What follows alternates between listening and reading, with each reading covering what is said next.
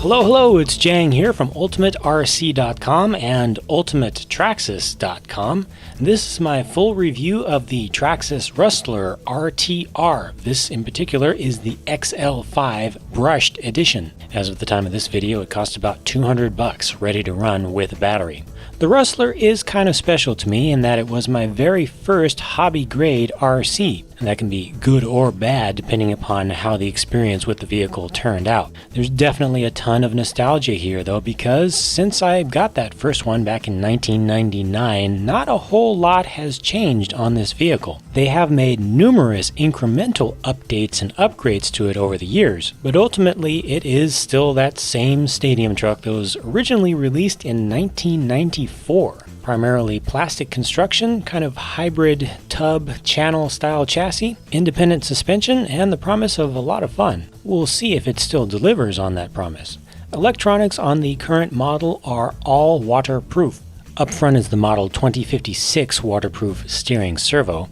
On the side it has a waterproof receiver box, and then in the back it has a waterproof XL-5 brushed only electronic speed controller. This can handle up to 8-cell nickel metal hydride packs or 2-cell lipos. The motor is a sealed can, non-rebuildable 12-turn 550 sized motor, and they include two gearing options with two different pinion gears, one for regular running and one for just speed runs. There is an externally adjustable slipper clutch here, and the gears inside of the transmission are all metal, including a metal geared planetary diff. It's all brushless ready. The suspension features plastic-bodied shocks that use preload clips that you have to snap on from the outside to adjust your ride height. The front toe angle is adjustable, but unfortunately camber is not, and that's front and rear. I think it's also important to note that there are oilite bushings in these hub carriers at all four corners. At least they are 5x11mm size though, so when you do want to upgrade, they're going to be nice and beefy. The transmission already has a full complement of ball bearings. The included battery is a 7-cell 3000 mAh nickel metal hydride pack with a Traxxas connector pre-soldered on, and they do include a very slow basic wall charger to go with this. The radio transmitter is one thing that has not changed one bit since the one that I got back in '99. 2-channel AM 27 MHz, takes 8 AA batteries, and has trims and reversing for both channels. Right out of the box on the first run with the first charge with the included battery, the truck hit 23 miles per hour on radar, but I could hear just a little bit of staggering in there, suggesting that the brush was not seated quite properly. With a broken-in motor, I've been able to get 26 miles per hour with a 7-cell nickel metal hydride. With a 2-cell lipo, you could push it just a little bit farther than that, and that's with the default gearing, not the speed gearing that can take you upwards of 35. Now, the Rustler was never a vehicle to have a lot of finesse when driving around, and some things never change. Compared to some more modern stadium truck designs out there, the Rustler just kind of feels a little bit clunky going around. Part of that is because it's a rather heavy chassis, and partly it's just the setup of the suspension, which I did not mess with for this review. The steering servo is also a little bit slow, so sometimes you have to correct and recorrect as you see just how far the steering is actually going. It takes it a little bit of time to catch up with what your hand tells it to do. A couple things that the Rustler does well: first of all, flying through the air. Over jumps, as long as you don't keep the throttle completely pegged, it flies pretty nicely. Traction is another asset. As ready-to-run tires go, the ones that come on the Rustler are quite good. They're fairly soft, they have a good pattern both front and rear, and they have a good level of stiffness to the foam inserts inside of them. As a result, once you get used to how these tires feel, they're pretty consistent until you use them so much that they start to go bald. They're also pretty well matched to the power of the truck. You can actually get it to do donuts on loose dirt, but for the most part you have to plan it. It doesn't tend to swap ends on you just suddenly out of the blue. At most speeds, the truck tends to have just a little bit of understeer or push. Over rough terrain, the truck does tend to stay fairly well composed, especially for its style. But being as low slung as it is, it does tend to scrape the chassis over larger bumps. Some obstacles will flip the whole truck right on over. In all, for the most part, it is pretty well behaved in the rough. Now, for durability testing, I've had a couple people suggest to me that I should throw the truck off the top of the big old driver's stand at NorCal Hobbies in Union City, California, down to the lowest point. That can be up to a 15-foot vertical drop. Pretty extreme, right? Well, sure, so I tried it. Here goes the truck. Geronimo! Oh, did it survive? There's the truck. Does it still drive? Is it still in one piece? Big whoop.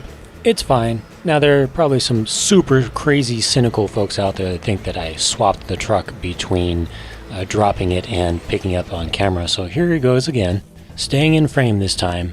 And that's it. Realistically though, dropping a vehicle on all 4 tires doesn't really show you anything. As soon as it hits the ground, the suspension just bottoms out and the chassis slaps real hard. That absorbs all the force and it really doesn't strain any parts. You need more. You need a proper real-world thrash test. You need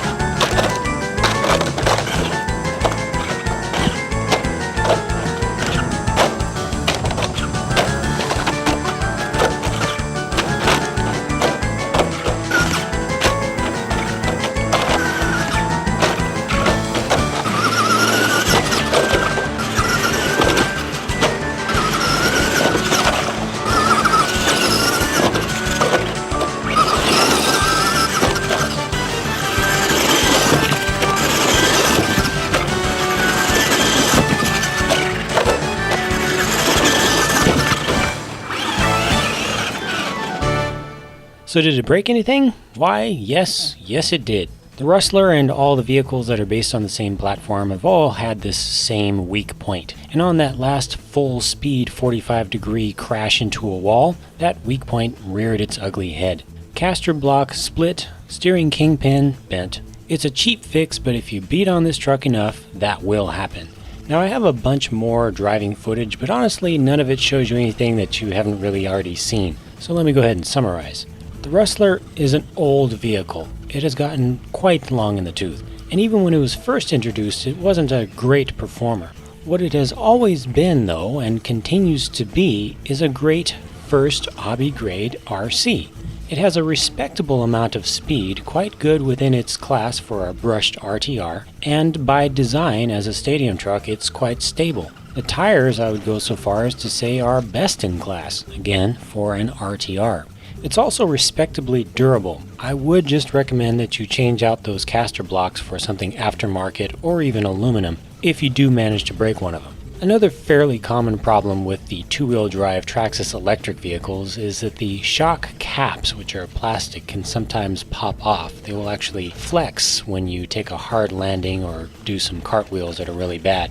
And the threads will just pull apart. They won't strip, they'll just come off and spill oil all over the place. Just replace the caps, just the caps, not the whole shock, just the caps with aluminum ones, and that problem goes away. The stock suspension tuning could be made a little bit better, and I'll look into that a little bit more in future videos where I go into actually tuning up this vehicle. I definitely will not be replacing the shocks though, as fundamentally they're perfectly fine even though they're plastic. I've won races with these shocks.